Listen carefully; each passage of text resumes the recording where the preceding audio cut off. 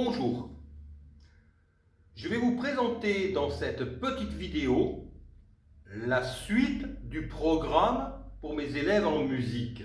La suite du programme en rythme est la suivante. Vous avez tout d'abord dans l'étape précédente appris à manier les bases du djembé, c'est-à-dire à le positionner de manière à ce qu'il puisse respirer et ensuite à avoir une frappe qui permet d'avoir un rythme, de suivre un rythme régulier.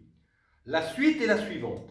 Lorsque vous êtes capable d'avoir un rythme régulier, en partant par la main droite et le pied droit, comme ceci, 1, 2, 3, 4 et 1, 2, 3, 4 et 1, cette étape-là, qui était la troisième étape de notre évaluation précédente, nous permet de passer à l'étape suivante qui consiste à jouer à plusieurs. Et c'est là que l'on commence à se faire plaisir.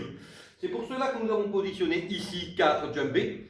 Et c'est comme ça que vous comprenez pourquoi il y avait un besoin absolu de discipline, de manière, bien entendu, à pouvoir commencer ensemble. Alors voilà comment ça se passe. Vous avez ici 4 djembés et l'un d'entre vous va donner donc le départ. Et pour cela, il aura besoin donc de cette main droite levée avec le pied droit et de dire attention, à mon top, on commence tous ensemble. Et voilà comment ça va se passer. Ça donnera ceci. 1, 2, 3, 4 et 1. Et à 1, c'est tout le monde ensemble. Mais en plus, vous avez la classe devant vous, votre public, un public qui n'est pas toujours très sage. Et donc, c'est là que vous devez être autoritaire, comme je vous ai appris à l'être, c'est-à-dire en levant la main droite, comme vous avez le batteur qui fait 1, 2, 3, 4 et 1, ça veut dire aussi taisez-vous. Attention, on va commencer. Donc là, quand vous êtes là, c'est vous qui décidez, vous dites bien 1, 2, 3, 1, 2, 3, 4 et 1, 2, 3, 4 et 1. Et au 1, 2, 3, 4, à cette mesure-là, tout le monde se tait. Vous devez, votre autorité doit faire taire tout le monde. Et les autres musiciens doivent être là à côté, doivent prendre la mesure du 1, 2, 3, 4 et être prêts à la première note. Pareil pour le pianiste, pareil pour le chanteur qui viendront s'ajouter. Vous comprenez donc l'impératif de discipline qui permet de tous commencer en même temps. Voici donc pour cette étape.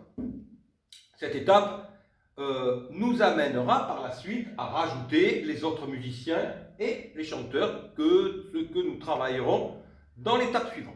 Alors j'en profite pour faire un petit aparté très important. Nous travaillons cela en musique et je vais m'approcher donc pour cela. Nous travaillons cela en musique, mais en réalité cela a une importance qui est capitale dans toutes les matières. Car comme vous le savez, vous m'avez là en musique, mais d'autres mots en français, en lettres, et dans ces matières-là, eh bien, le souci de perfection fait que l'on est bon ou que l'on est moyen.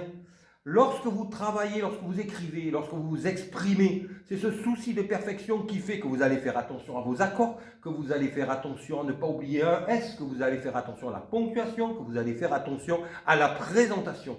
Le souci de perfection que nous travaillons ici lorsque nous apprenons à nous taire, 2, à se préparer pour commencer tous ensemble, eh bien ce souci de perfection que nous travaillons dans les arts et dans un art comme la musique, eh bien nous le retrouvons dans toutes les autres matières.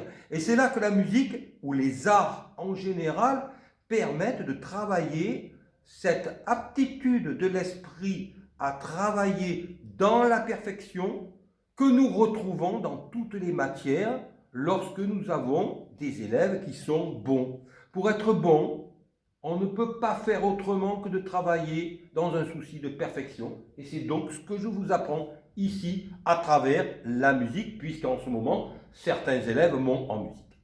Voilà, je vous remercie, je vous dis à bientôt et je ferai une prochaine vidéo pour la prochaine étape. Je vous remercie, à bientôt. Vous pouvez liker si vous aimez et vous abonner si vous ne l'avez pas encore fait.